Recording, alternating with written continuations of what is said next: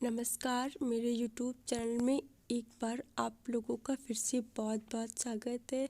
और एक बार फिर से मैं आप लोगों के सामने अपनी उसी कहानी के एक नए भाग के साथ आ गई हूँ। और अगर आप लोगों ने इस कहानी के पहले के भागों को नहीं देखा है तो प्लीज़ वीडियो वाले सेशन में जाकर आप लोग ज़रूर देखें, ताकि आप लोग को पता चल सके कि कहानी की शुरुआत कैसे होती है और कहानी में ये मोड़ कैसे आता है।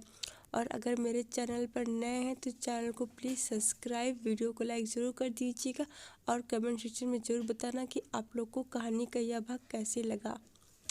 और तो वीडियो की शुरुआत करते हैं। और मैं जब कोर्ट पहुंच जाती हूं तब वहां पर राजीव का इंतज़ार करने लगती हूं, पर राजीव की कोई खबर नहीं होती है। और पूरा 4 घंटे के इंतज़ार के बाद तब मुझे राजीव का कॉल आता है और उसे कोई ज़रूरी काम आ गया था तो वह नहीं आ सका। तो मैं वादा करता हूँ और मैं तुमसे ठीक 1 हफ्ते के बाद वही कोर्ट जाकर कोर्ट मैरिज करूँगा। और फिर मैं निराश हो करके वहाँ से वापस आ जाती हूँ। और फिर मैं 1 हफ्ते तक इंतज़ार करती हूँ। और जब मैं फिर दोबारा से कोर्ट जाती हूँ और तब उस दिन इंतज़ार करती हूँ, लेकिन सुबह से शाम हो जाती है पर राजीव का कोई अता पता नहीं रहता। और फिर उसके बाद मानो राजीव मेरी दुनिया से बिल्कुल के लिए जा चुका था। उसकी कोई खबर ही नहीं थी।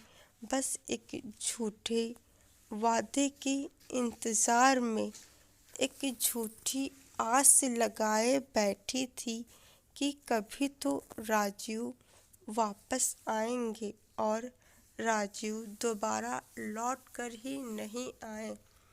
और फिर मैंने भी ठान लिया था कि अब मुझे शादी भी नहीं करना कभी भी, बस राजू का इंतज़ार करना है।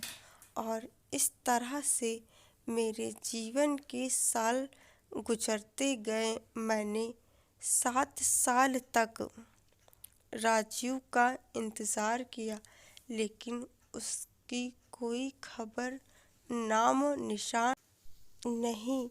और एक दिन अचानक मैंने एक मॉल में देखा कि राजीव एक लड़की के साथ है और उनके साथ एक छोटा बच्चा भी है।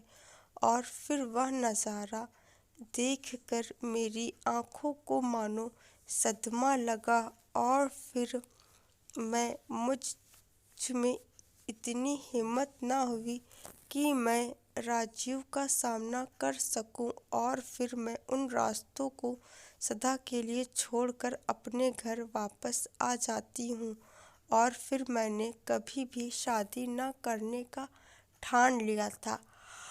और फिर उस दिन अचानक जब मैंने पार्टी में राजीव को देखा तब मानो मेरे सारे पुराने जख्म हरे हो गए। और फिर मुझ में इतनी हिम्मत न हो सकी कि मैं राजीव का सामना कर सकूं। और फिर मैं चुपचाप वहां से वापस चली आती हूँ। और फिर जब मैंने अपनी डायरी को देखा तो मेरे सारे पुराने घाव फिर से हरे हो गए और इस तरह से मेरी आंखों से आंसू बह रहे थे। और फिर मैंने चुपचाप अपनी डायरी रख दी और जा कर के सो गई। और जब मैं सुबह उठी तब मैंने एक गर्मा गर्म कप चाय पी और फिर से अपने नए दिन की शुरुआत फिर से की। और मैंने जो अपने जीवन में कभी शादी ना करने का फैसला लिया था, शायद वह गलत किया था कि मैंने ऐसे शख्स का इंतज़ार किया था जो मेरा कभी था ही नहीं। और मुझे आज तक नहीं समझ आया कि राजीव ने ऐसा क्यों किया था। और मुझ में इतनी हिम्मत भी ना हुई कि मैं उससे पूछ सकूं। बस ये कहानी यहीं तक थी। और आप लोग मुझे कमेंट सेक्शन में ज़रूर बताना कि आप लोग को ये कहानी कैसी लगी।